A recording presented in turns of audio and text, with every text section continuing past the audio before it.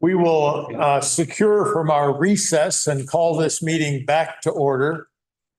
If the record would show that the discussion in the executive session will be carried out as discussed in that session. There were no votes taken in the executive session.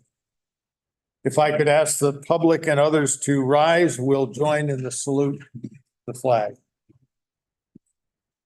I pledge allegiance to the flag of the United States of America and to the republic for which it stands, one nation, under God, indivisible, with liberty and justice for all.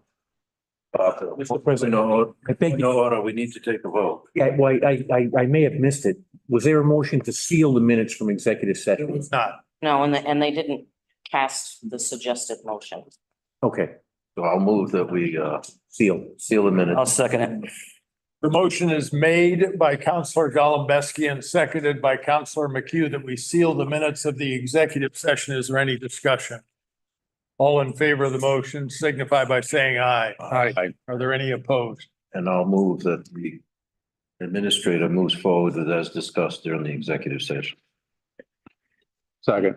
The motion is made and seconded that the administrator be charged with proceeding as discussed in executive session. Is there any discussion? All in favor of the motion signify by saying aye. Aye. Aye. Any opposed? The motion carries. Thank you. The first item of business in the agenda then is the public hearing to discuss the draft hazard mitigation and flood management plan presented for public comment and consideration of adoption by the council contingent upon Rhode Island and federal EMA approval. Just to be clear, this plan has been developed locally. It's been developed with the assistance of a person who has come to help us with that. And the steps that remain in this process is to hear any further public comment and then adopt what it is before us and make that adoption contingent upon it being approved by the two entities that have to approve it, REMA and FEMA. Kim, could you take us in our first steps here? Or that's our last steps. Yeah, actually, our last, good evening. If anyone can't hear me, let me know. My name is Kim Jacobs. I'm a civil engineer and resilience planning consultant, and I've had the pleasure of working with the town to develop a hazard mitigation and flood management plan. Oh, sorry. And the plan was, Sorry. that's okay. Sure, absolutely. Is this a microphone? All right. It's not showing this up here. Doesn't make any sense. Did a minute ago. Try again. Sorry for technical difficulties.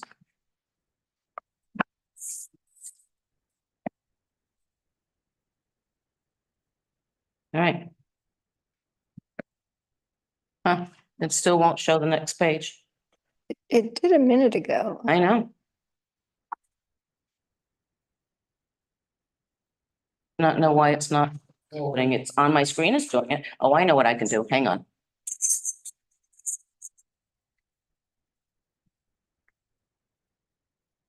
All right, Okay. there we go. All right. So Carol to the rescue. So the plan was developed under the guidance of an absolutely amazing advisory committee consisting of town staff, residents, local business owners, conservationists, and other stakeholders. And I want to give a quick shout out to Chief Pecton, who was the chair of the committee, and to our town clerk extraordinaire, Carol, who did so much in terms of helping with the plan as well as being a member of the committee. So thank you to both of you. And the plan meets both the DMA, the Disaster Mitigation Act requirements, as well as the CRS, the Community Rating System requirements. When we put the plan together, we built it on the good work that had already been done in your community. We integrated local plans, your policies, codes, ordinances into the plan and looked at those, help guide us. on this plan. And then we also, it was very important to the advisory committee to provide lots of opportunities for public involvement. We had 6 advisory committee meetings, which are open to the public. We had a project web page, which was continually updated throughout the project. We had 3 articles in the Secana Times, 25 informational posters around town, lots of social media posts, a public opinion survey, which had 142 responses, 2 public informational meetings. We just come off the 3-week public review draft period and tonight's public meeting. So it was really important for us to try to engage the public. And in addition, we coordinated with almost 90, I believe, businesses, agencies, and organizations, all local businesses who have storefronts, sent links to about the project and encourage them to have and get involved. The natural hazards that are included in the plan are flood-related, wind-related, related, and other hazards like earthquakes, drought, extreme heat. And we also included vector-borne diseases transmitted by ticks and mosquitoes, and coronavirus and influenza. Those were included as well. And what we did for each of those hazards, we looked at what is at risk, what is vulnerable. So we looked in terms of any critical facilities, structural buildings or infrastructure, natural environment, what is at risk, the local economy, and also how do these hazards impact people. So we took all that information and we worked to develop a 5-year mitigation plan. And as I say, we built that on a lot of had already been happening in the community. So we took all the different documents you see up there, the former hazard mitigation plan, and the MRP workshop, the Conservation Commission study, all of those we took and and we reviewed those, and we also pulled out any actionable items from those, as well as actionable items from the public opinion survey. People commented, and any actionable items we pulled out. So we had almost 300 possible projects and initiatives that we started with. Many of them overlapped from one document to the other. So we put those together, as well as comments from residents and other stakeholders. And for example, also in the other hazards, we looked at additional input from the community based on articles that had been in the patch, for example, with if you. Sorry, that would be Okay. my screen. I'm going the wrong way. That's it. We looked at an article that was in the patch for 2022, and it talked about how the drought in Rhode Island is impacting the crops, impacting challenges feeding their farm animals. We looked at, information that people had in there. There was, I believe it was the I can't see it at this. Skinny Dip Farm, and another farm, and they talked about problems they were having with their crops not yielding, and with insufficient grass to feed their livestock. So we looked at all of these kind of things, and then what we did was we took all of that documentation and put it together, and then started to do iterations of categorizing activities per the different hazards. And we started to, go through them and say what was still relevant, what wasn't, what had been completed, what hasn't. And we worked on that and worked on that and worked on that, and then came up with an action plan. So the action plan, that was an action specifically for drought. You can go on to the next slide. So we worked on an action plan, and we came with 4 goals. The first one has to do with built environment. How can we make the built environment more sustainable and resilient? And then we came up with 4 activities under that. And each of those actions, actually, many of them cite multiple projects or initiatives that can be done. And then if you go to the next slide, we talk about the next goal had to do with the natural environment. And again, what can we do to improve resiliency regarding the natural environment? And we went on and said, we wanted to make sure that we did actions that worked on public education initiatives. So reaching out, doing public outreach, and also how do we make the decision makers in town and the staff in town more familiar with hazard mitigation. So that's kind of that goal, actions associated with it. Last goal,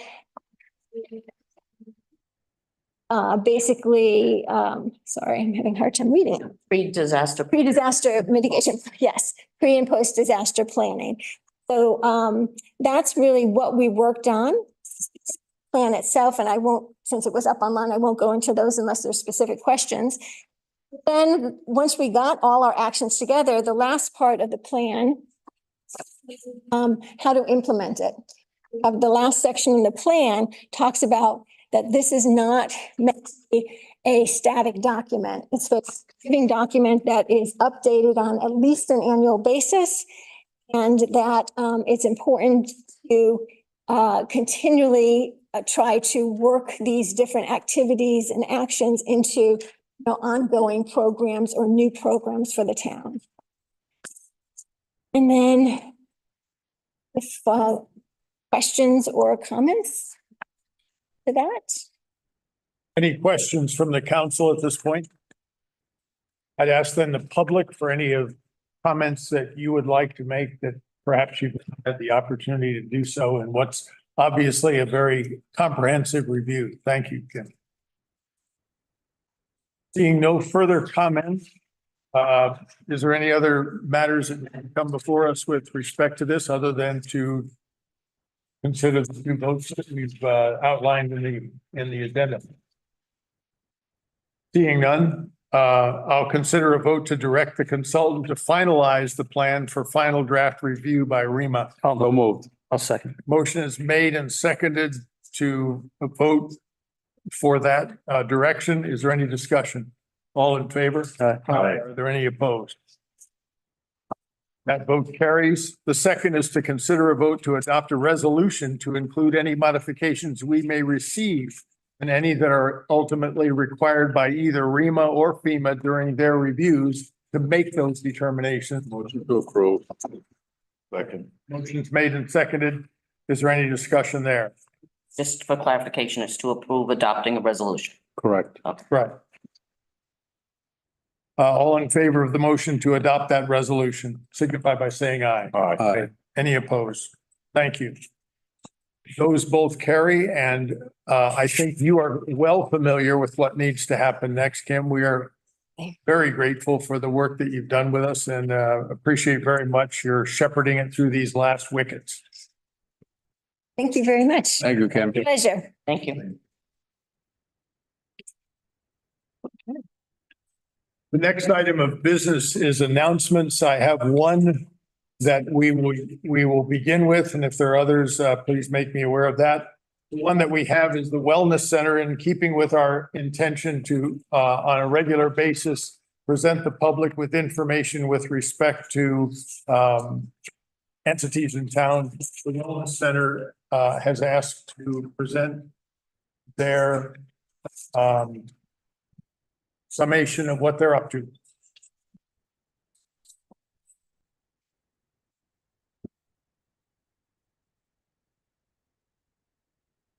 Good evening. Hello, it's nice to be back. I'm Cynthia Burns. I'm the president of the Wellness Center of Little Compton, and I'm here to tell you about it. In case you don't know where it is, most people ask 2 questions. Where are you and what do you do? We are on 115 East Main Road. We are the landlord for the food bank. So if you know where the food bank is, you know where we are. That sort of helps orient people. And what do? We've done about everything over the last 100+ years. And we started over 100 years ago, right here, fighting the flu epidemic at that time. And we've evolved with the nursing and Red Cross associations to take care of various illnesses as they came through town. And then we were a senior center in our new location, longer senior center health needs of this community. And we have a new director, which I'd like to introduce her to you tonight. She's been with us a week. She's on fire with ideas, and this is a great opportunity to let you know about what our future holds. So Ellen, come on up. So this is Ellen Luff, and she will be guiding you forward. Take Okay, it away. thank you. So my name is Ellen Loff, and I am the new director of the Little Compton Wellness Center. After 30 years of nonprofit management in New Bedford and Providence, I am very excited to have this position in Little Compton, the home that I have lived in for 30 years. I have been a resident here for 30 years. And the position of director aligns not only perfectly with my experience in the past, but it also aligns perfectly with my lifestyle of embracing one of health and wellness in the community and in my life. And many of you in the community who know me know I am the one you can see running around town. I'm just so excited to be here and do this. We focus on healthy living and aging for those in the older age range. And we are working to forge relationships with community partners. That's one of our big goals right now, is to forge relationships with community partners. So we want to look at area businesses, area nonprofits, churches, and other individuals and businesses that we can connect with. We also, which is interesting because I hadn't known this until I'd become familiar with the organization, we also serve Tiverton and Westport as well. So we want to connect further with those two communities. And the biggest thing is we really want to be seen as a resource for health and wellness. We want people to see us as a resource, to come to us as a resource. So we want to expand what we do around health and healthcare, wellness, fitness, and nutrition. We want to significantly increase our programming in the center. We offer everything now from yoga to massages to French classes, but we want to make our programs even more robust than what we're doing now. We've been involved in a strategic plan prior to me starting for several months. The board has been engaged in working with a consultant on a strategic plan.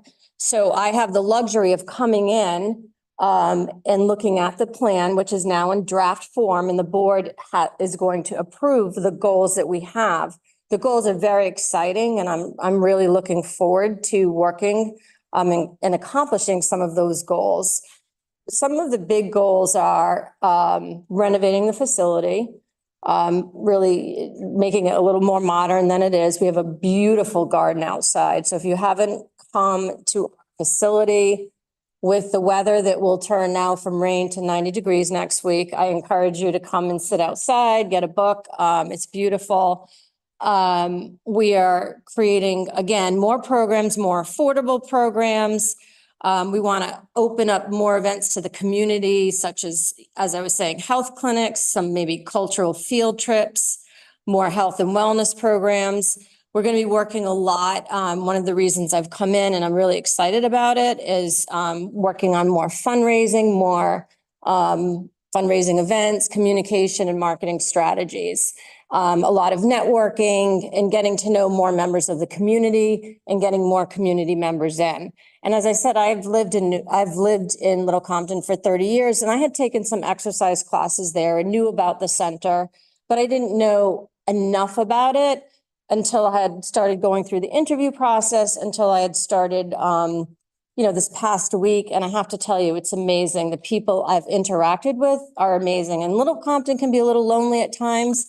And I have to say, it's been great. In the population, I think we're trying to target the 50s and up, because I think those are the years where we all become empty nesters. We tend to, our family members sort of move away. But it's amazing to see some of these older ladies and gentlemen come in and have this incredible network of friends. We have a quilting group. They're all smiling. They're adorable. We're going to also be doing a lot more social media, so people will really be able to see what we do. But I'm really excited to be involved, and it's been amazing for me to be able to actually work in Little Compton and have a 2-mile commute after commuting to Providence and New Bedford. So can't beat it. And thank you for giving us this opportunity to be here and speak tonight. And I'm really excited to lead this nonprofit. Like I said, I've had a lot of experience running very large nonprofits, and I think that we will do a great job moving this nonprofit to the next level. And you'll be hearing a lot more about us and about a lot about the great things we're going to be doing moving forward.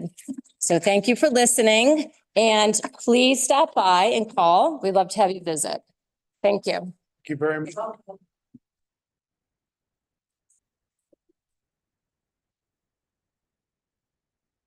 So that's the assignment for next week. Get over there and get yourself, Better than being here. all right.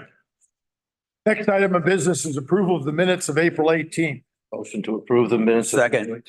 Motion made and seconded. Discussion. All in favor? Aye. Any opposed? Thank you. And the minutes of May 3rd. Motion to approve the May 3rd, 2024 minutes, unless anybody has any comments, or questions. Motion made and seconded. Discussion. All in favor? Aye. Any opposed? Next, the department head reports. We have reports from the police chief, the town clerk, the building and zoning officer, and the town administrator. Motion to approve all four. Second, four, right? And place on file. I'll take one out. Go ahead. The administrator, just quickly, Tony, just quickly, the Ride Out Little Compton Commons project. You can speak on that briefly. Definitely. We have some great news. We have seen the company that's been awarded the contract in town. It lets my memory right to the name of the company, but there, I spoke to him. Yes. Thank you. The Lynch is the folks from hour yesterday with them, just reviewing what we need to get the comments. They plan to start in June. Believe the first project will be south of the comments. However, we right now still owes us a presentation, and they plan to be in June. We were not able to. It's going to be June. Yes. Can you just explain the project quickly? The project at the comments would be to not just do all the paving, but curbing to the south side. Would it be? Yes. Of the comments to complete as you go around the Pikes Peak, will complete all the way to the church. The curbing on this side, we're going to have curbing and sidewalks running from the community center to the school. In addition to that, that's, there's three streets, the Commons, south of the Commons, and Simmons. Right, so it's going to come up Meeting House Lane. Right. It's going to come up whatever road they want to call that, down South Shore, Yes. down Down towards Simmons. and East Main. East Main Road all the way to Peck. So it's a Tiverton. So it's a 12 miles with Tiverton and Little Compton. So they'll be here. So they've moved ahead with Lynch, and they're going to come talk to us in June about their specifics and timeline. Right now, they trying to get a place to stage, also offer space, to settle in and, but they think that this will be approximately 2 months of work altogether. Okay, just quickly, the road paving project. The Beta Group, along with Able New England, is engineering, has completed the survey and has turned the info to Beta. to develop engineering. Also Bader's the access to the end of John Dyer Road towards Adamsville to address the drainage issues. Where do we stand on that? They've done the culvert, it's been already done, surveyed, as I picked up. The other piece is Kevin is supposed to get back to me. He's looking for a good day of rain to be able to observe it himself. Have a better page, and understanding what the issue is. For the north end of John Dyer Road. So can you alert me because I'd like to go to that. He does, I've asked him to, I'd like to be there as well. And just last, the town decorative lights. I guess you've got Roger Russell, Allison Ring took on the task to write a grant through Maine Treescape Improvements to help defray the cost of restoring the lights. You've had Steve Madden, Jesse Helger, and Chris Oliver provide a cost estimate on the grant submission. So from what I understand from talking with you before, you've got these decorative lights or historic lights, if you want to call them. And there's 30 of them in the Commons area and in Adamsville. Approximately 30, that's correct. Right. And I guess you have some estimates that you can share with us. I didn't bring them with me, but. I got them right here. So you've got the electric, 50,000 for the electric, and 74, I believe, for. 76.3K for the excavation on these lights. And you're hoping to get a grant for that. That is, you already submitted. Getting you the response. Thanks. Good job, Tony. Motion. Very Motion's on the Any table. other discussion? All in favor of the motion to place on file these 4 reports signify by saying aye. Aye. Aye. Any opposed? Thank you. Next, by way of old business, we are to receive letters of interest and appoint as able for the following: a member of the Conservation Commission with the unexpired term ending 1/31/25. I have no applications. Not for Conservation Commission. All right. Did you expect one? Yes, I did. Okay. I have not received one. Okay.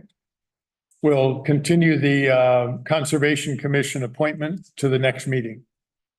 An alternate member of the Zoning Board of Review. I'm happy to make the motion to select Steven Souza to that position. Second. Stephen, I think it'd be a good job. Any further discussion? Just to clarify that was the single applicant for that alternate position. Thank you. All in favor of the motion signify by saying aye. Aye. Any opposed? Stephen, congratulations. Thank you. Next is the consider establishment of a new committee as recommended by Ara Sedanians and is described in the comprehensive plan to identify and list town historic buildings and sites. And specifically, we list in the agenda set number of members and receive letters and take action for the next step in the process.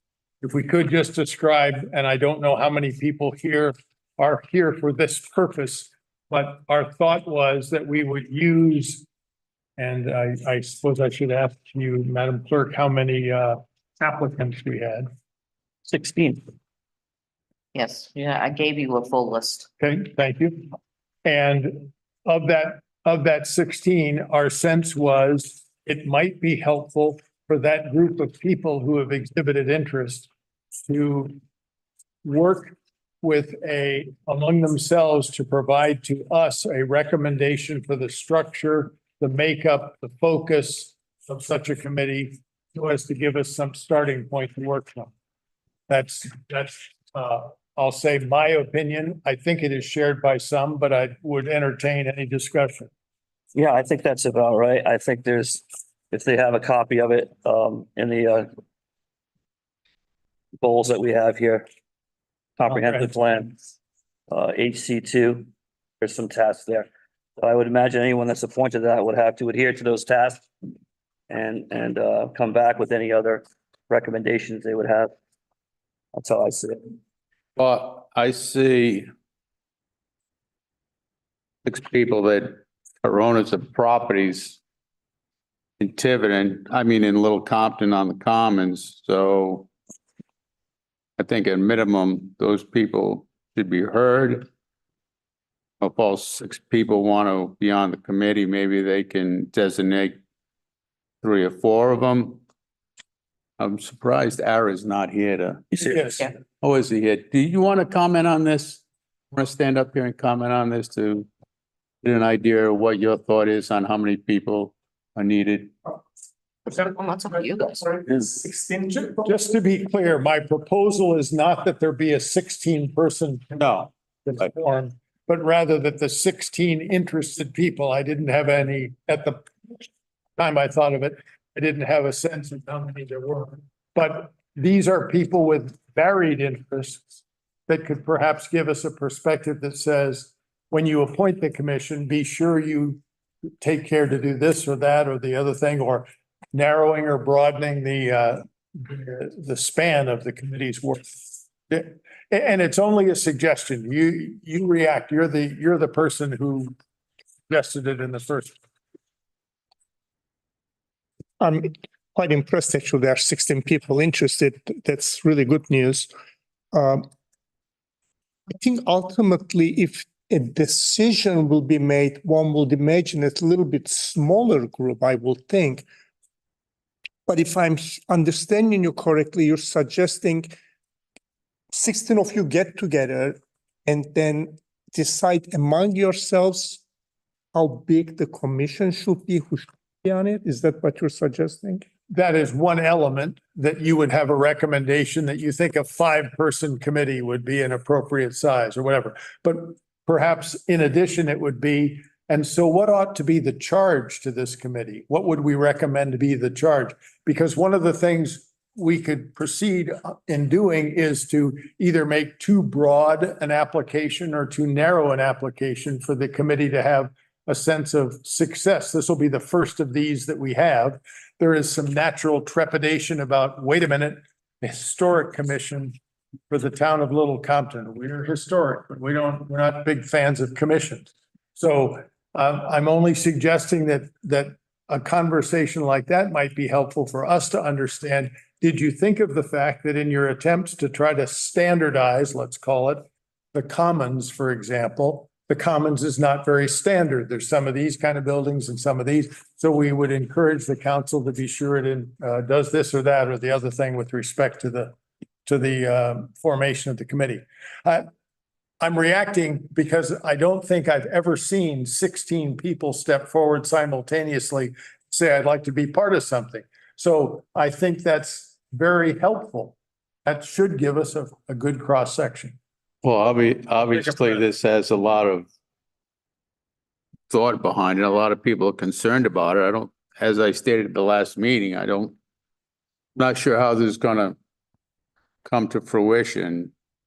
But my concern was, and I'll state it again, that some people just don't want to be designated as historical building and then have to go by the guidelines if they have a fire or something like that and say, oh, no, it's got to be built just the way it was historically, which will add a lot of money to it. I see Tina and Bill Mandros here. I don't see them on the list. Are you two? Well,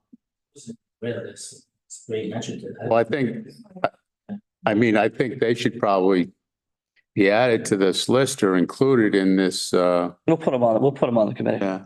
On the, Just I don't know about the committee, but at least the discussion between the people that are gonna come forward. I mean, I would think 9 people committee would I agree. suffice. I agree. one thing I want to make very clear, since I lived in a historic district, and I think you and I spoke a little bit, the so-called control of what you can do is only limited to the front that faces the street. It's not inside the building. It's not behind the building. Those are whatever the regulations are as usual. So most, if not all, districts only concerned with the front of the building. You can do whatever you want behind it and inside. Yes. I hate to disagree with an attorney, but I'd ask the town administrator if that's the case in Bristol, because I don't think it is. Yeah. it is like that in Providence. With the scope of work entails, and I'm not sure, I haven't had a chance to look at the comprehensive plan yet, comment specifically on this topic. It doesn't address I can- the question. I can read it to you. It's short. So action HC2A, establish a committee that will maintain a list of historic and cultural assets in the town. Work with RIPAC, which I guess is Rhode Island, to develop a list of properties within the town that are potentially eligible for listing on the National Register, and encourage property owners to nominate qualified properties to the National Register. Also, HC2B, provide information on programs available to property owners who seek to voluntarily protect historic sites. So as I understand it, this council will appoint how many we feel should be on the committee, and they would have to adhere to these charges that are in the comprehensive plan. And then anything else that you want to bring up to our attention. That's how I see what's going on here. I'd like to be heard about this if I could. Yes, sure. As you know, I own a good deal of property in the Commons, my wife and I do. And I'm here on behalf of myself, Bolton Ponds, his brother, Scott Morrison, Sydney and I have talked, Billy and I have talked. It's already starting to go the way we don't want it to go. This gentleman mentioned today a few minutes ago about control of what the outside of the building looks like. The letter that I saw said it's something where you would designate and the owner of the property would apply for this. And then it goes on, if the owner qualified, well then, if he sells it, the new owner has to apply to the committee for approval to do this, that, and the other. Okay, so that there's no misunderstanding. Okay, Mr. Morrison, the Ponds, Sydney, I'm sure Billy, we don't need anybody to tell us what kind of shingles, what color paint to use, what color doors, what kind of windows. We've been here a long time. The Ponds have been here longer than everybody put together. We don't need that kind of help. And we would be vehemently opposed for some committee of people who moved in now telling us what to do. They didn't pay for the property. They don't own it. It's really none of their business. And I think it's very important that the people, particularly in the Commons, who are being affected by whatever this ends up being, be on this committee, because they have the most to protect. I don't want to have to go to anybody to say, what color can I paint my door? I don't care if it's the front, the back, whatever. You know, we put panels on our building for the bank. We took it out ourselves. We put them in such a place, you can't even see the panels. You don't know. Panels are ugly. You know, I don't know what it's going to look like when they're all over the school building. You're going to see them from every which way because they have to face south. You know, everybody here is responsible. I'm sure you know the Ponds is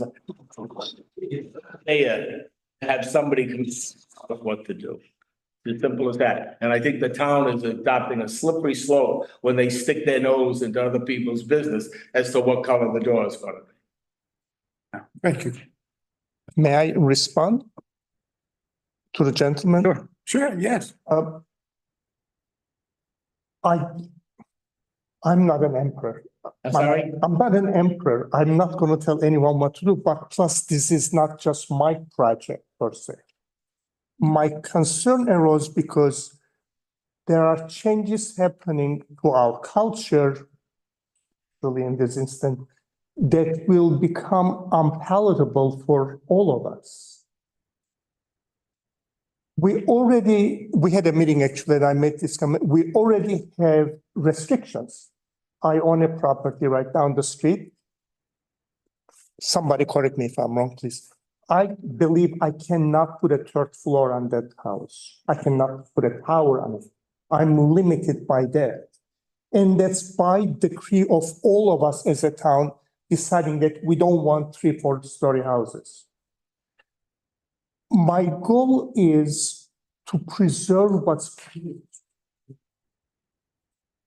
Not, who am I to dictate? I have no intention of dictating anything on anyone. As much as you want to paint your door whatever color you want, so do I. And if I have that right, certainly you have that right. The goal is to preserve from outside the architectural milieu of that building. And he's not there, unfortunately. I love his house. Scott's house is like. So my concern is, in some years from now, I don't know when that is, I don't, by no means, I can predict such a thing. Somebody else will own Scott's house and they're gonna have some real crazy with it. And people have done such crazy things in every town, and there are some examples right in our town here in Little Compton. But the goal is not to stop people from doing what they're doing. That's not something that I will sign for. I don't want that. I don't want to tell anyone what to do. That's not the intent. But to preserve what's beautiful about it. And the gentleman is not here. There's a man named Clark. I met him. He was on the Providence Historic Commission. Now he's on Preserve Rhode Island Commission. And he and I had some discussions. He knows about this stuff very much. And part of it depends how we all put it together, all of us, not I. This is not my project. Just the one who voiced it among many others who could have voiced it, to preserve what's beautiful about old buildings, such as Brownell House. What can happen to the Brownell House? Many things can happen to it. So the notion is really positive and not restrictive, what I feel should happen. And it should happen with all of us, not just a small group of people. I'm thrilled there are 16 people. And if I have to bet, half of them going to be against this, half of them going to be for it. There is someone I won't name said, I am for it, but I don't want it to go too far. Well, neither do I. I don't want it to go too far. You know, if I wanted to go too far, I would have stayed with my father in Bulgaria under Soviet regime. I mean, that was a pretty bad scene. It's just about preserving what's beautiful. If we approach it with that, I think we all benefit from it. I'm not a gambling guy, I never gamble. I bet there is no one in this room who wants Little Compton to turn into sub-county. I bet there's no one here who wants that. Does anybody want that to happen? Well, let's take polls, but So suffice it to we don't know each other, and I apologize for that, but I am not here to dictate anything for anyone, but only and only to preserve what's beautiful in a meaningful way. I'll stop there perhaps. It was pretty passionate. Short response. Beauty is in the eye of the beholder. Okay, what he thinks is beautiful, maybe I don't. What I do, maybe he doesn't. It's not up to you or anybody else to decide what's beautiful and make me have to paint it that color, or have to put that window in, or that door, or that shingle. Okay, it's as simple as that. If you want to control that, then buy it. Mrs. Cabot, who most of us know, we had this in the 70s when there was a project by Carlton Brownell to have historical zoning. And this came up, very unpleasant, and she made it very clear in very short words. If you don't like it, go back to where you came from. And I don't mean that, okay, and to you to get out. But if you don't like it, then you shouldn't have come. And last thing we need is some guy from Providence coming down here to tell us what to do. I knew that was going to come and haunt me. Do you want Compton to look like Providence? How about the bridge? You want him to do that too? I believe we have established quite readily the fact that this is an idea which does not have broad support and acceptance. Yeah, you can say that. Message, just to be fair, the town also has benefited immensely from people who have come here loving what they see and have taken that without forming committees or commissions or doing something with somebody else's property. If that's a concern. What they love has been done by the people, not because of some dictate or somebody. You gotta put deeds here. You can't put a third floor on your house because that's zoning. This is not zone. This is a different thing. It's a concept, though. I mean, it's the suggestion. Concept in terms of that's.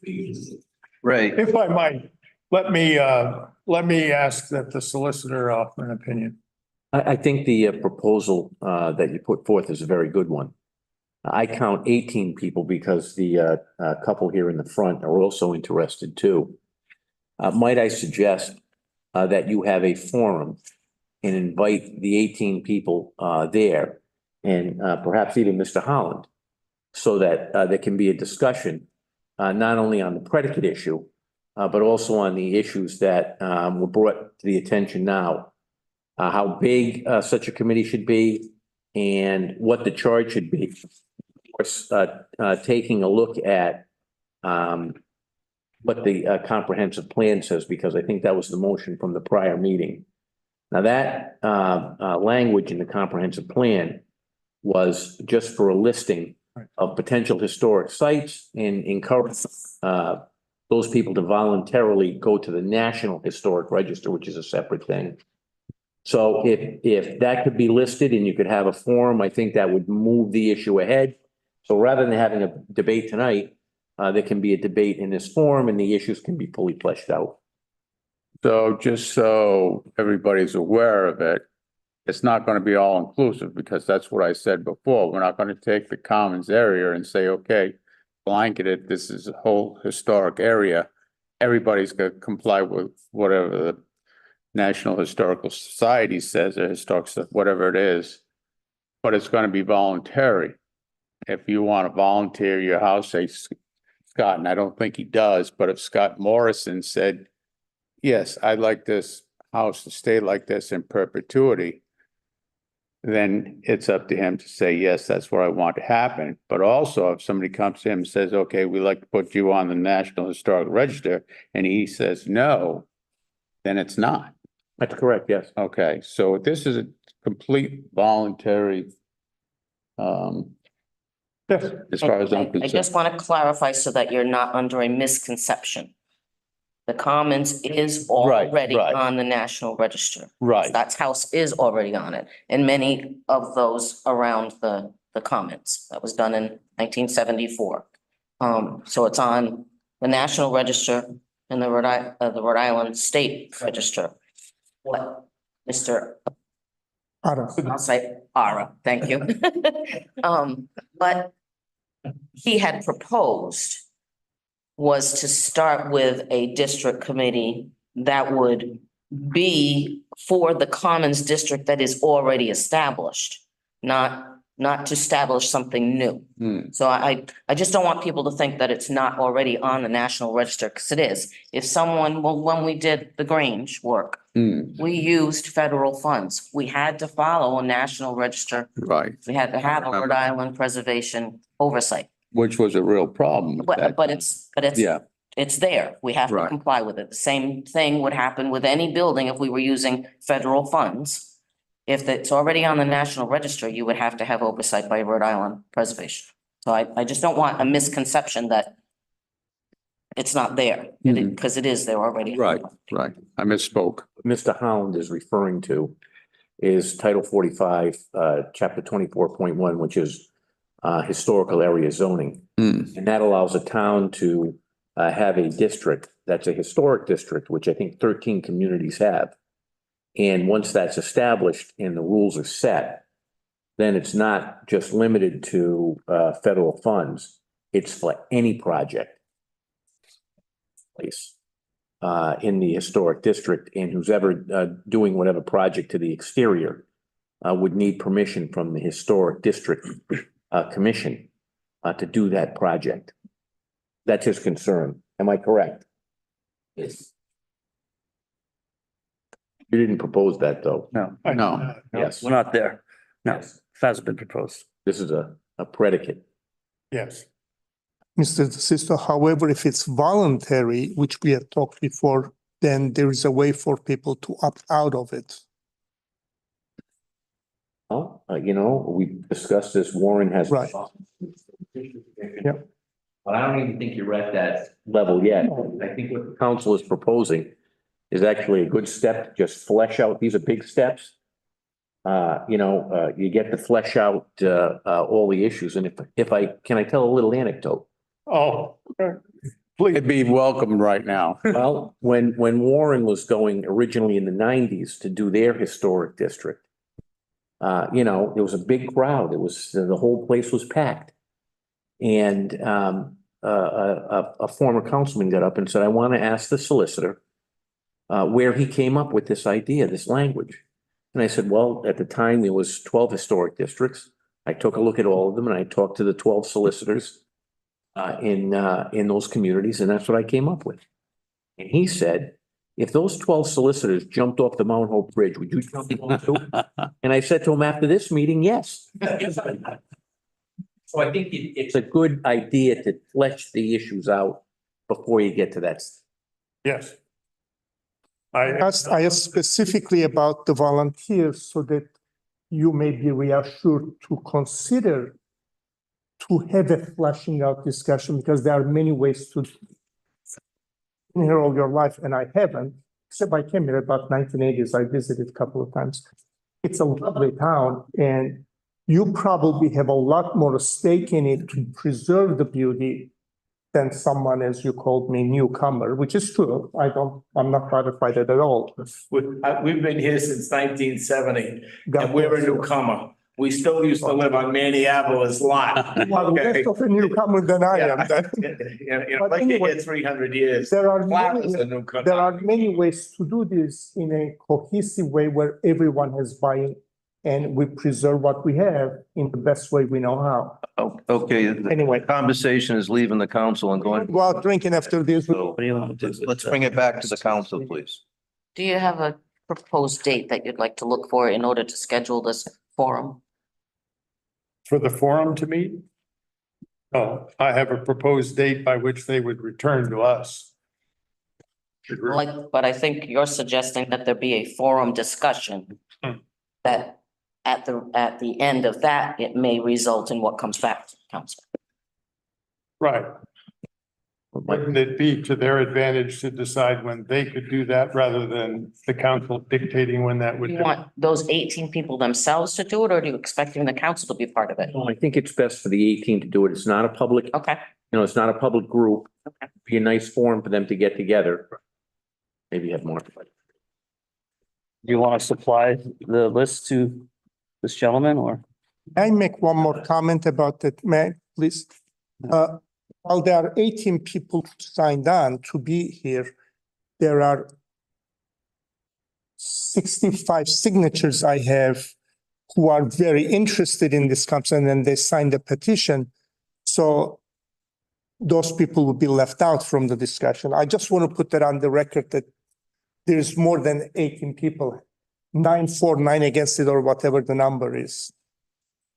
There's no, to the solicitor's point, there's no limit as to how many people could attend such a meeting. It's not a posted meeting. It's not I just want to make that point that yeah. it's more than 9 to 9 or whatever it is. But it's up to that people in that forum to come to a decision who is going to be on that committee. Okay, It should be held to, I would think, nine, 9 will be more than, yeah. easier to manage 9 than 13 or. Oh, yeah. Ray, have you been retained as counsel on any, you've been retained as counsel for any other group? I'm doing this as part of their friends. Okay. So I guess, let me put it this way, if it comes to that, the answer is yes. Okay. Secondly, who's going to run this meeting? If there's a forum, you're gonna have, and what is this petition? Do we have the petition in this town hall that he's talking about? No, I have the petitions. I just sent, Okay. or you may not. I didn't know what it was I about. think you guys should talk later, I invited him, I suggest. but he looked the other way. I don't know You why. can't get it drinking in town. It's all closed. All right. My kitchen is open. Over and talk, how's that? It would be helpful if the next step were taken by a group of people who have exhibited interest in this. We have 16 names of people. I suggest that those people be the core, and certainly anybody else who wished to be part of that conversation could. And if the answer were to come back that says 38 people got together and couldn't agree on one item, let alone any of the rules, then we know where we're going. If, on the other hand, they came back and said, there are this narrow set of things that we think are the first steps necessary to see if this will work, then I think we could go that way. But I don't think we should have council meetings in which we are striving to achieve this when it's not part of what our own ordinances say we're supposed to discharge. We had a proposal put forward. There's an unusually large number of people who are interested in it. I'm suggesting that group of people meet and see if there's a consensus, and then to bring that back to us. I'll second that thought. I would make that a motion. I'll second the motion. Is there further discussion? What is the motion? The motion is to charge the 16 people who signed up, who gave us their names as being interested, to gather. There's no limit on how many they could invite extra or whatever. And that those 16 would appoint a spokesperson who would come back to us and say, here's what we decided. We think this is a good idea, and we think it ought to happen within the next year. And we think it ought to be a committee of 5 people. And we have the following 4 concerns that we think need to be addressed before such a thing happens. Something like that. I'll second that one too. I'm not appointing myself as chair of the Yeah, committee. I'm not either. Did someone else, did you have your hand up? Okay. So the next question is, how's this forum gonna come about? Who's gonna be the person that's gonna gather all these other people around? You guys have to tell us. I don't have everybody's name to begin with. And volunteer Carol. No. I'm actually gonna do this. I'm gonna volunteer to have my office get those names Mhm. and coordinate the times for a meeting. I'll have Catherine in my office, Carol, take care of that. She'll contact everyone and find out when's a good time for them to get together. And then she'll contact you to see availability for any town facility. Okay. I'll actually do that to keep things moving along. On a serious note, I appreciate that very much. On an auxiliary note, is Catherine ready to move temporarily to Little Compton so as to declare residency so that she can be part of such a discussion? I'll talk to her about that. You know, I'll talk. Thank you very much. That's, So you got a motion on the floor. set that aside. I appreciate that. You want to amend it? Motion's made and seconded. You want to amend it? No, you good? No, we're all right. The motion then before us is to, We've already stated it. Yeah, you've got. Don't go 3 times.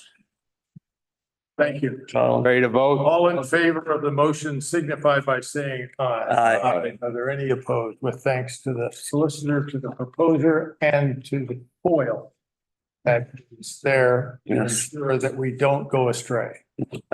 Thank you, Tony. Wow. This contract up? Hopefully, Catherine.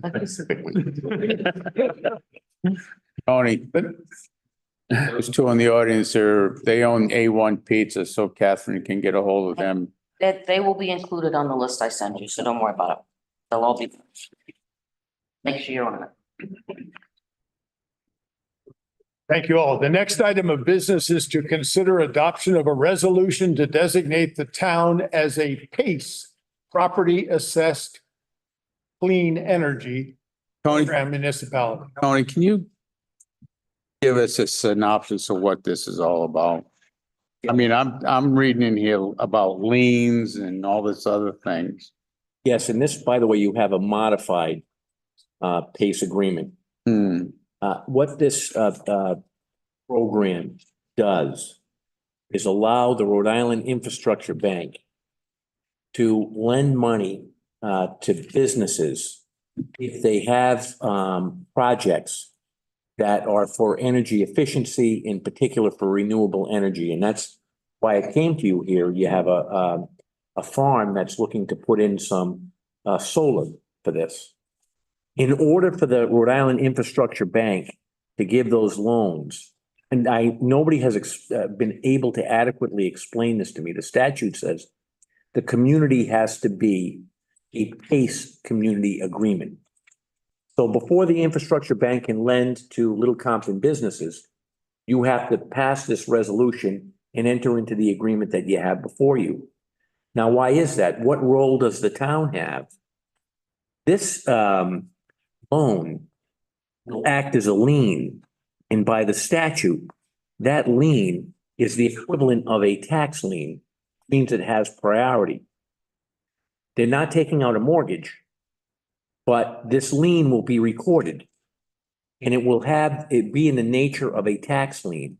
And the collection on the lien will be the same as the town collecting on a tax lien, which means that if somebody gets this loan and they don't pay, the Rhode Island Infrastructure Bank to the town and levy on that and actually sell the property in satisfaction of the lien.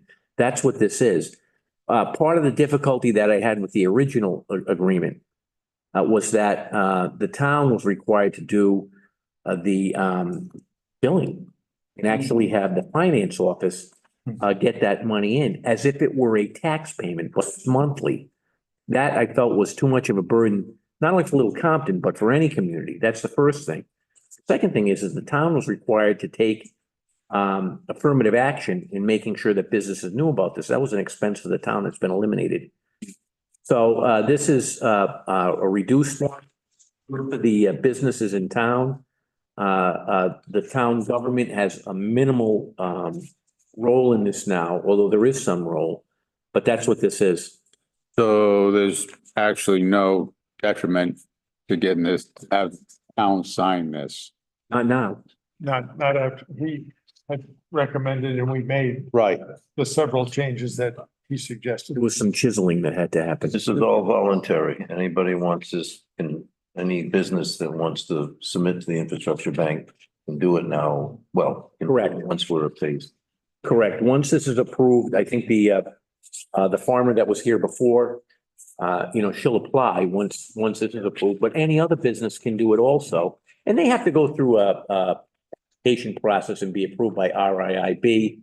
But in order to get to that point, you have to say yes here. Just have truth in lending and all that stuff involved in it. It's just like a commercial loan. You're in the water with the sharks. It's a commercial loan. The town is not involved in that. So I'll make a motion to allow the town council president to sign this. I'll second. Motion made and seconded.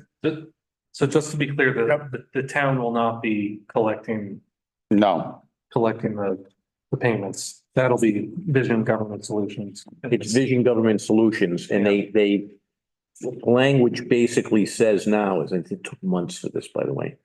What the language basically says now is Vision does this, but in the same manner as a town would.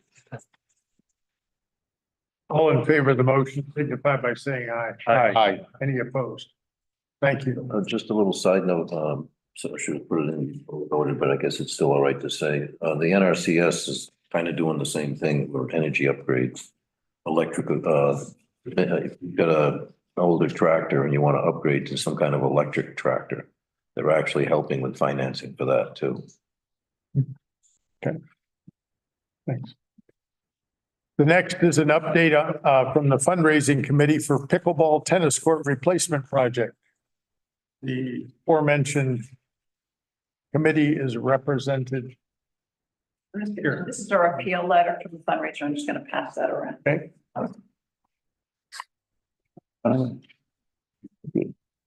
So we're going to be working together to raise the funds for the pickleball tennis courts. And this committee has taken responsibility for raising the gap between the cost of the courts and what the town is going to putting forth, which was $250 last year. We're going to get $175 this year, $175 next year. Our stroke was split in two, which makes $600,000. So we're taking responsibility for raising the rest of that money. And we're making a goal of $200,000 because the courts are going to be built probably in the fall of 25. There's surely be some inflation, et cetera. So anyway, the most important thing we feel is that we have tax deductible donations, and we're relying on the nonprofit status of the town for us to be able to gather those funds. So we need a bank account. And what I understand is the town can set up a bank account and we would be able to use that bank account to put funds into it. Doing that through a website. People click on a donate button, the money goes to the town's bank account. And in that way, a nonprofit holding is receiving those funds and we can send out thank you tax deductible letters. So we're just asking that the town set up a bank account for us. Let me characterize how we've done this for people who donate funds on behalf of a person who has passed away and was a volunteer firefighter. They send a donation to the town for a contribution to the fire department fund, or sometimes they don't name it specifically. Maybe they call it the rescue fund or whatever.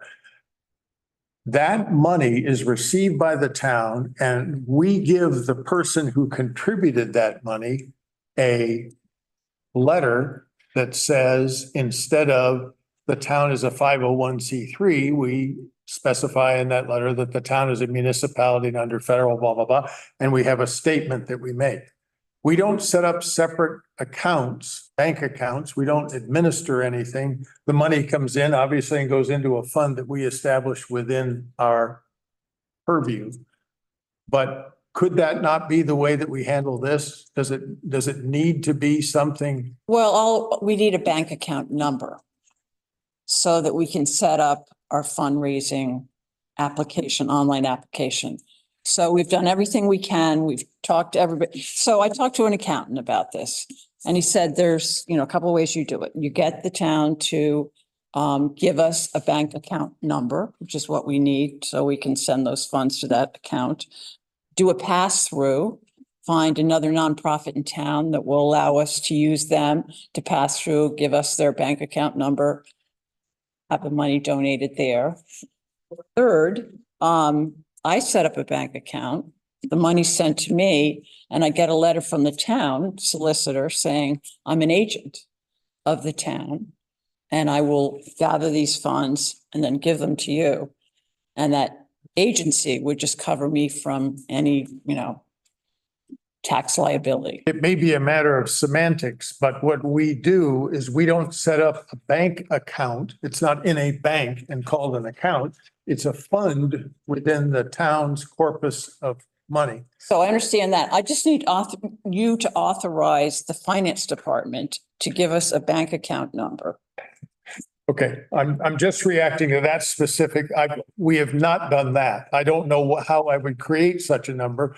What I would say is we've established in the town a fund called the tennis court fund, whatever it's called. That fund, a person could write in the memo section, but it's incumbent on the recipient of the funds to maintain a sense of how much there is, because how much is being collected, because it's in your interest, not specifically the town finance department's interest. So it's helpful to have a person who does that, who receives those checks. Now, I suppose in this day and age, someone could Venmo the money. We've never had a Venmo recipient, but I don't think that's impossible. I think maybe it might be because the LC 350 wanted to set that up and they couldn't. Couldn't do a Venmo. Well, at least that's what our prior finance director. Yes, sir. 50 committee and the LC 350 committee is using the Village Improvement Society as a pass-through. They're using our EIN number. We're tapped out to be able to do that for anything else because we would be money launderers at we don't with that. So that's what happened. The town was not able to accommodate Venmo, credit cards, any of that was not possible for the town to. So actually the stroke that we got for the 350 committee last year went into the town and probably God willing, that we get a stroke this year, we will take that out and place that in the Little Compton Village Improvement Society / 350 committee bank account, which then will be dealt with as that bank account. Okay. Is that correct, Solicitor? Yes. So my response is it's 2024. People Venmo, use credit cards. Why can't we figure this out as a town instead of having to do a pass through and making it so difficult? Got any suggestions, Solicitor? Well, I do. Are you looking for a routing account? For a Yes. wire transfer? Well, the town has that. If I may, I don't, we need to clarify a couple things here. I think we're right on the right path in terms of having a fund created as it is done by for the other organizations. That is correct.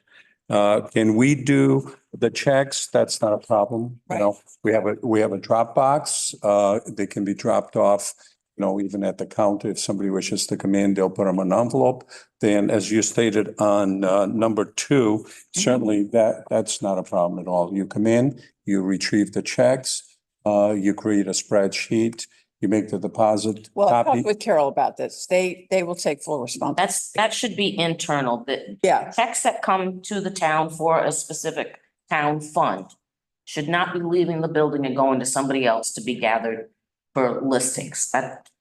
I can't imagine any finance director saying, Yahoo, go ahead and take your checks away from me. No, But I didn't say for them to come out. They can do it right in the finance office. shouldn't be responsible for that. Any other fund that we've had in the town where it's been a special fund for a special project, once those checks came into the town, it was town staff that would put them into the fund, list them on their spreadsheet, and it wasn't another volunteer group that did that aspect of it. Correct me if I'm wrong, but I don't think that we should be doing that.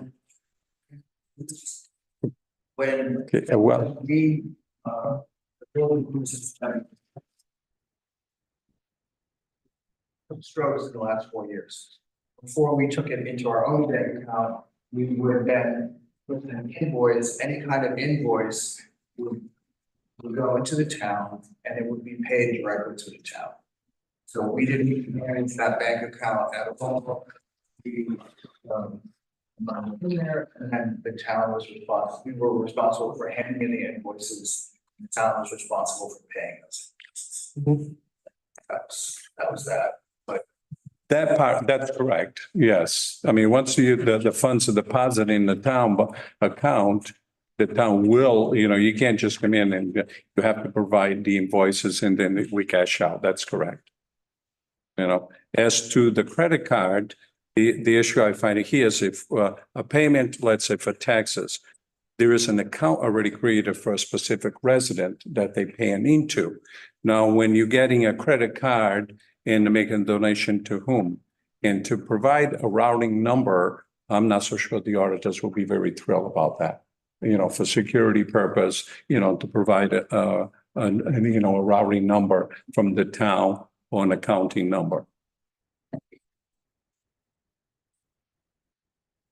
You're probably not gonna wanna like to hear what I'm about to say, but even though we're in the century that we are in, if they wanna make a donation, write a check. Send it to the town, drop it in the Dropbox, bring it to my office, write a check. We don't have the ability with our auditors at the moment to allow for special credit cards for special different funds. We have credit card usage in the town, but it has 2 designated funds, which is only my office in terms of what happens in my office, and then for taxes. And we cannot tap into those 2 funds for yet another thing and be able to segregate it properly. So I'm probably not very popular right now, but write a check. It's not like we don't have checkbooks. Everybody still has them. They just don't use them very often. So dust it off and write a check. Well, the concern is just the younger people, right? For the smaller donations. I think we're gonna have, If they You have some large donations. patients, there's no problem with them walking in and saying, hey, I got $20 in my pocket. My name is Carol Wardell and I wanna make this donation. But the town can take cash. Yeah, well, it's just a matter of keeping track of it. Like, it can be cash. It's just that we don't have the ability for Venmo and special credit cards for each different fund that they have for special interest.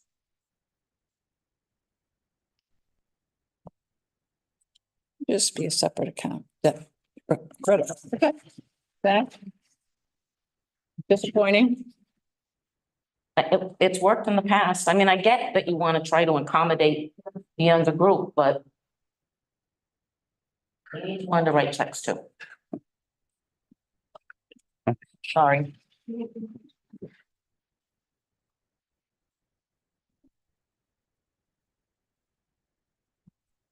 Think we need to do anything really. It just was an New business now, right? Is Just state, there a line item for this in the budget? is there a line item? Well, there is a special citizen stroke that is Right. in Okay. Oh, yes, the fiscal 25 budget. right. Just to be clear, request for assistance from the finance department for credit card processing and mailbox set up in clerk's office for collection of donation checks. Go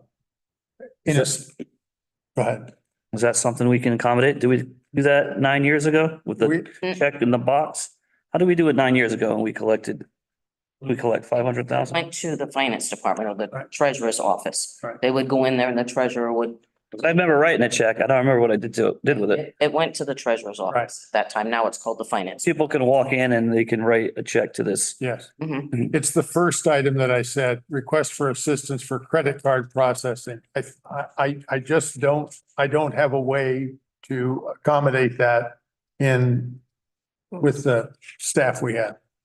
Well, the previous finance director said that it could not be done in the setup that we have now for the Right. town, for the credit cards that we have now. So that's why LC 350 went elsewhere Right. to do their thing.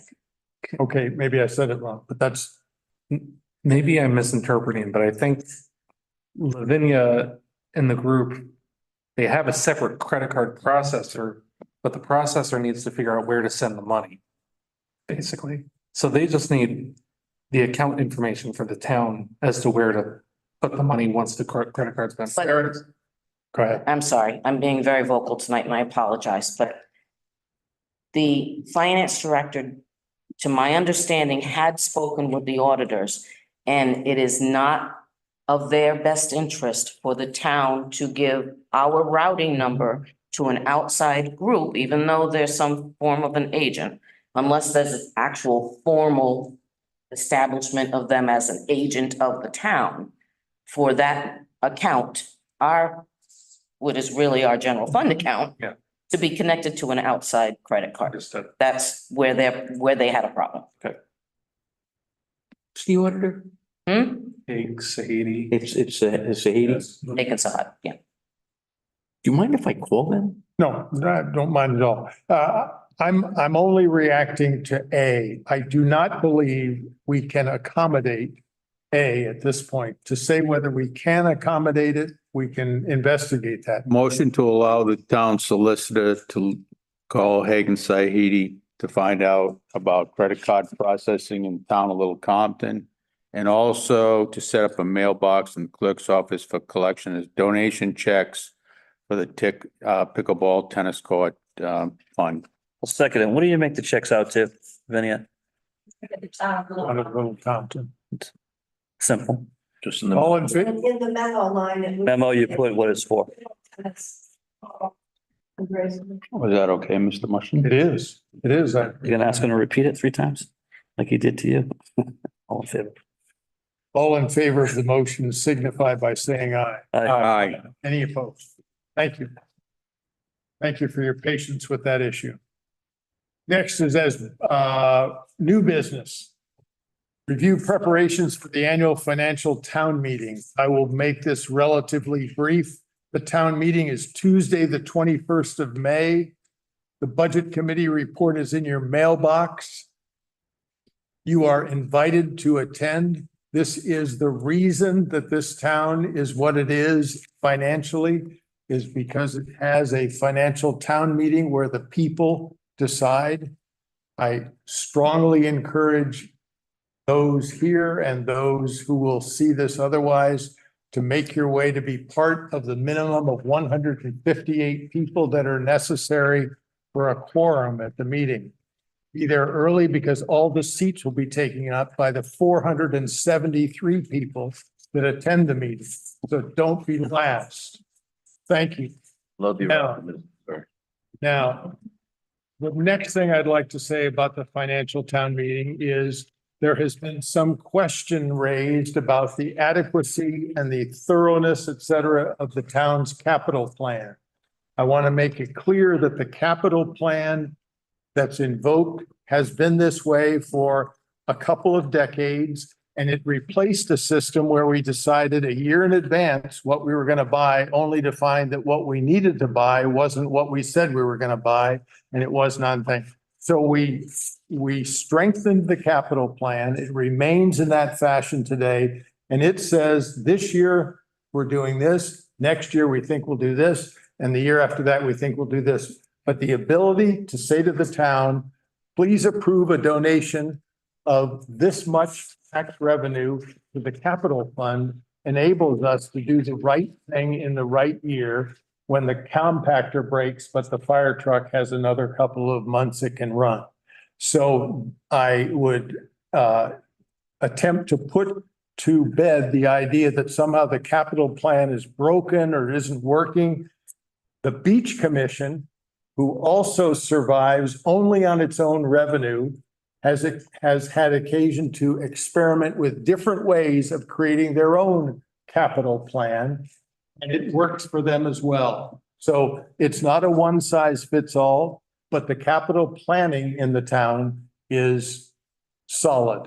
And it enables us to do the job that needs to be done in the year ahead when we don't know what the year ahead's going to bring. Sir. I couldn't say any better, but Okay. just very, just very briefly to your point, the capital, as you said, it has been in existence for many years, but more so we've strengthened that by involving the department head. So on a yearly basis, each department head gets a budget, which they have to reply, and there's a cover sheet that shows the revenues. There's in the operational, the salary detail, a narrative, and also the capital. So each department head has an opportunity to have input as to what the items are needed from that department for the capital, which eventually then I just take that and I compile all that information into documents that's included in your blue binder and will be included on the booklet for the town finance meeting. Just this year, very quickly, I'm not going to go into specific detail. Well, throughout the entire, but just to let you know, this year has been a very productive year. We've done quite a bit of work. We've done the $282,000 have been used for capital. In specific projects, it was specifically the public safety. There were some major issues. The roof, we've done the roof, the bays, the parking lot exiting the bays had to be done over because it was settling. The bays themselves were very slippery. They had to be sanded down and applied. Resurfaced. The hallways, we did the same as well because the hallways actually had tile and the mildew was coming right through the edges and through the seams of the tile. So all of that has been done. The police department, we had to remove the rug and actually get rid of the furniture because the moisture had come right through and mildewed the furniture. So we've done quite a bit of work there, the public safety. But to your point, it's only because we planned accordingly and we were able to do that much work this year there. Of course, we did some painting there as well. For the road paving, we've done quite a bit of work so far. As you've heard, we've done surveying on John Dyer Road. We've done work here at the Commons with RIDOT. And all of this has come as part of the planning from Also, the tennis courts was another project that we've already invested over 20-some thousand dollars in a project as well. So much of it, it's planned, and it certainly is very important for you to have a capital plan that really pays off and helps us to plan 5 years in advance, in some instance, a little further than that. And to your point about the beach commission, I've worked with them more than ever. And they are, again, they're acting out in terms of a capital. It's understood. They have the funds that they're going to need to repair the beach and get it back into shape. All the funding was there that it's needed. So things are moving along, and obviously there is always room for improvement, and we look forward to continue to work on that. Thank you. Thank you. Thank you. Our next item of business is a request from Edith Borden to discuss the use of herbicides on the T-ball field. Thank you for your patience with a meeting that is on. No problem. Thank you for allowing me to come and speak. My grandson has just started playing T-ball, and I live near the field in Adamsville, and I went by not too long ago, and I saw the little chemical signs on the edge of the field, which concerned me. And I did come to the town hall and speak with Mr. Texera about it. He referred me to the person who applies the chemicals. I did get a list of the chemicals that are applied there, and I'm not a chemist, but all I needed to realize that they were words I couldn't pronounce and that there were herbicides that were included. I'm sure that the person who applies them, Mr. Perry, is very careful, and I'm sure he has all the qualifications. My concern is, do we have to do this at all on a field that's only used by small children? This is not Yankee Stadium. This is not a field that the older kids use. It's too small for the older kids to use because they would be putting the ball through the windows of the homes surrounding the field. If you go to a T-ball game, you will see small children playing in the sand when they're at third base. These are very young children. They're 3, 4, 5-year-olds, and their siblings are there, and they are 0 to 2, and they're all on the field, and they're crawling and creeping around. It concerns me that there are chemicals, no matter how small, on that field. I thought perhaps, you couldn't have a decent looking field without using chemicals, but I looked it up online, and yes, you can. You aerate, you use organic fertilizers, and you top coat. I'm not a lawn person, but there are ways to do it without using any besides insecticides, chemical fertilizers. I did go to the field today when we were having practice. I do have a list of parents and grandparents who were there who have signed an agreement that they would prefer that chemicals not be applied to the field because they are concerned about their children and their grandchildren. And the neighbors are concerned about their dogs that they walk through the field.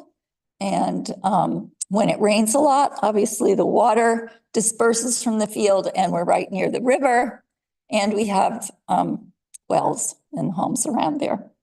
So I would, while, as I said, I think Mr. Perry probably is very careful, we are only realizing now the things that we didn't know that we were not very smart about. Things like cigarettes that everyone thought were safe, Roundup that people use like crazy. Now we know that it causes all kinds of physical problems. Even now know that we need to be very careful when we use the gas stove. We need to vent it properly. We need to run a fan because kids are getting asthma and other problems. So I guess my request is that we err on the side of caution and that we use alternative methods to keep that field in good shape. Can I ask the town manager, who is Mr. Perry? Is he an outside contractor that we? If you recall, Mr. McGee. Right, sure. The person who used to do the work for us. When he told us, informed us that he will no longer be able to do that, we went out and searched for a certified state applicator. And it was not very easy, as you recall. I went a couple of rounds before I could find someone to do it. Eventually, we did find Mr. Perry, who is certified. He provided the documentation that he saw. And he pretty much has continued the practice of actually a little bit better than Mr. McGee did. He's very much aware of the makeup of Little Compton, the wells and the fields and so forth. So he is very cautious. And not only does that here, he does that in yards of people that he cares for. He uses the same process. And but again, he's very cautious. He's certified by the state. So he's very much aware of what he can and cannot use in specific areas. So I'm wondering what he's spraying for. I mean, what would he be spraying for? He has it, I have it here if you want to read it. You can read it. You want it?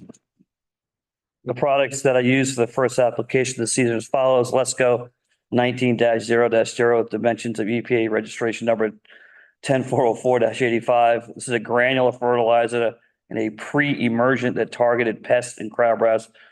Also labeled for activity on other weeds, but crabgrass is primary target. Let's go 3-way liquid herbicide, EPA registration number 10404-43. This is a liquid herbicide for post-emergent weed control, not broadcast sprayed, but used in a spot treat manner to keep our pesticide use to an effective minimum. That's all you probably have that, Mrs. Let me just add, Mrs. Ford, I grew up here and played on that field. My kids have played on that field. I've been the vice president of the Little League on that field. So T-ball is 5 years old. And the minors play there, the minor league, and they're 6, 7, 8, and 9 years old that play on that field. The majors are 10, 11, and 12. I understand. I understand what you're saying. I do. And why can't we just keep it just dandelions and weeds and, let the kids play in there? So I understand where you're coming from. But it's just not T-ball. It is the minor leagues that are there. So they wouldn't have any other place to play except maybe veterans. They'd have to play there at the bigger field. And we do have other towns. Tiverton can play in there also. My understanding, I researched this, that these pesticides are safe. I don't know. I'm not a pesticide, but I don't know. So I do understand what you're saying. But I just wanted to clarify that, the minors. I understand that we want the field to look good because of the league, but it can look good without using herbicides is what I'm saying. We can use, when I want to weed kill, I use vinegar. Doesn't hurt anybody, but it kills the weed. Yeah, I'm not an expert. I don't know. I don't know. I mean, I don't know what's different with that field. I mean, I mow my lawns. I never put anything down on them at all. Any kind of fertilizer or any kind of pesticides at all. You just keep up with them, that's all. So I don't know why mowing it won't do it. May I say something? I've been involved with the Little League, I think the last 6 years. I heard you reading some of the solutions that they're using. And one was for pests, last couple of years. Can you just speak up a little bit more? Last few years, there's been some walk around, wasps down there. That's been going on for decades. Yeah, so it's been, as long as I've been there. Sure. Been around it. We haven't moved games around because of it, so I'm not sure if that. They treated them now, though. Are they gone now? Well, they're. Yeah, the best it's looked in the last few years. So Yeah. I don't know anything. Yeah. Thank you. I guess we approve things and we think things are safe, and then 20 years later, we discover people have been poisoned. That would be my problem. And I would prefer not. The town administrator talked to Mr. Perry and told him of the concerns and asked him if he could probably just put the fertilizer down because I think they put that down much earlier and it's already goes into the ground before any ball playing goes on, and not use the herbicides. Ask them if that'll work and have who mows that? The maintenance people?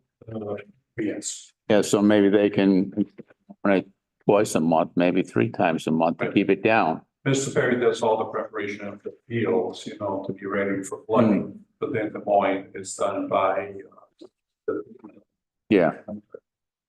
Would it be worth our considering doing what you've just suggested for a cycle and see what the result is and see if it makes any So difference? I'll make a motion that we have the town administrator talk to Mr. Perry, for next year and just put down the fertilizer for the grass. I don't even know if he needs that, or ask him what is the least amount of preparation that field needs, and hopefully they'll say no preparation, it just needs to be mowed. Maybe it's, like I said, instead of twice a month, 3 times a month, but it may save some little child's life 20 years from now. So, I'll second your Could be a Mataronis. They're out there. but I said it could be a Mataronis. could be There are some of a couple of, I was playing T-ball. I'll second the motion, but I do want to make a comment. I don't know why we're avoiding the O word, organic. We seem to have bounced all around it, but we said, why can't just ask Mr. Perry, does he have an organic method? I'll amend my motion to include, to see if he has an organic method to, prep. Thank you. And I'll second the Okay. amended motion. The motion then is made and seconded to direct Town administrator. the town administrator to further direct the caretaker of the field to use minimal and organic amendments in this year ahead, and we'll evaluate it when it's done. Is that okay, Edith? That sounds great. And considering this town is full of organic gardeners and, We should have the garden club go over there and take care of that field. that's raised on grass. I mean, I think this town, Use organic it's, practices at my farm. yes, thank you. I appreciate that. Thank you, Edith. Thanks. All in favor of the motion signify by saying aye. Aye. Are there any opposed? Thank you. Next is to consider a potential need for a request for proposal for annual maintenance of the town's tennis and pickleball court. And table that. I don't have the information today. Talk about that. We'll move that item to the next meeting. Thank you. Sitting as the Board of License Commissioners, the council is requested to approve the Connet Preservation Association's request for a Class F one-day beverage license for its annual meeting. Second. Discussion. All in favor of the motion? Aye, signify by saying aye. Aye. All have indicated their favorable disposition towards the motion. Communications. First item is a request from the Buzzards Bay Coalition to cycle through Little Compton on October 6th. Motion to approve with all stipulations adhered to town state stipulations. Motion is made and seconded. Is there any discussion? All in favor of the motion, signify by saying aye. Aye. Any opposed? A request for the renewal of a victualling license. Motion At events. Motion to approve the victualling license to Secon Events doing business as Wilhelmina's Catering. Second. Discussion. All in favor? Aye. With all contingencies too. Thank you for the amendment. Amend my second to cover that. The consent calendar. Motion to place the consent calendar on file unless someone wants to pull something. Vinny, you've got something on the consent file. Did you want to talk about it? You had something on the consent file about black earth compost. Did you want to speak about that? I'm happy that. Okay.